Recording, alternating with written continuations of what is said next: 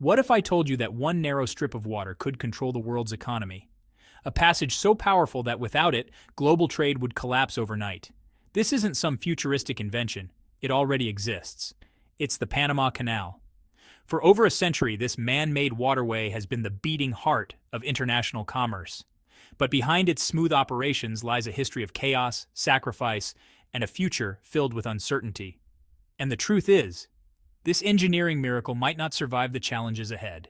Before 1914, ships sailing from New York to San Francisco had no choice but to endure the brutal 20,000-kilometer voyage around Cape Horn at the southern tip of South America. A journey of storms, shipwrecks, and endless weeks at sea. Then the canal opened, and in one stroke, the world changed.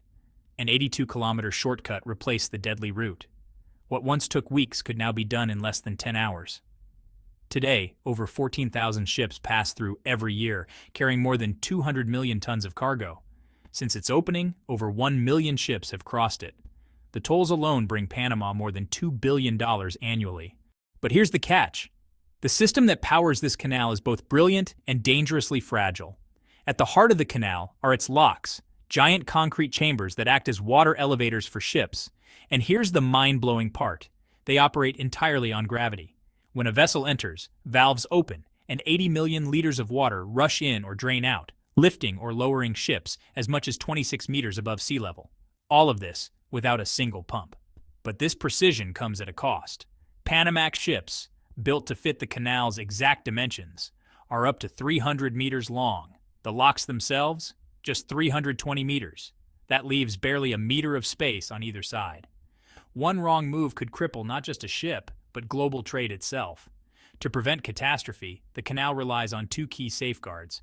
First, massive locomotives called mules, each weighing 50 tons, pull and guide vessels more than 100 times their own weight. Second, specialized canal pilots take command from the ship's captain to execute maneuvers with absolute precision. It's a dance of steel, water, and human expertise, where a single slip could close one of the world's busiest trade arteries. But if you think the canal is risky now, you should see how it was built. The dream of slicing through Panama's narrow isthmus dates back over 500 years. But the first real attempt came in 1881 when the French, led by Ferdinand de Lesseps, the man behind the Suez Canal, set out to build it. Their plan was simple on paper, a sea-level canal straight through the jungle. But the reality? Pure horror. Malaria, yellow fever, and deadly landslides ripped through the workforce. Over 20,000 workers died, and the French abandoned the project in disgrace. When the United States took over in 1904, they chose a different approach, a lock system powered by an artificial lake. It worked, but at a heavy cost. Another 5,000 men lost their lives. To carve the infamous Culebra cut, engineers blasted away millions of tons of rock, using more explosives here than were fired in the entire First World War. The scale was staggering. The sacrifice, unthinkable. This wasn't just an engineering project. It was a battlefield. For nearly the entire 20th century, the canal was run by the United States. But in 1999, after years of tension, it was officially handed back to Panama. Today, it's the country's crown jewel, an economic lifeline that powers not only Panama, but global commerce itself. On a normal day, up to 40 ships cross in both directions, carrying around 600,000 tons of cargo. But here's the shocking truth. The canal's greatest threat isn't history, it's happening right now.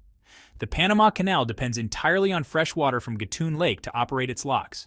But in recent years, severe droughts have cut water levels dangerously low. In 2023, the canal was forced to slash daily crossings from 40 ships to just 24. Shipping companies panicked. Global supply chains rippled with delays, costs soared, and some vessels had to wait weeks just to pass through. And experts warn this is only the beginning. With climate change pushing weather patterns into chaos, the very future of the canal is uncertain. If Gatun Lake dries up, or if the system fails, the world's most important shortcut could grind to a halt. The Panama Canal is more than an engineering marvel. It's a story of ambition, sacrifice, and survival. It represents what humans can achieve against impossible odds, but also how fragile even our greatest triumphs can be. Because in the end, this isn't just about ships and water.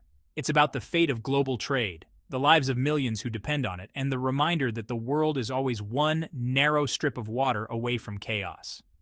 The Panama Canal doesn't just connect two oceans, it connects the destiny of nations.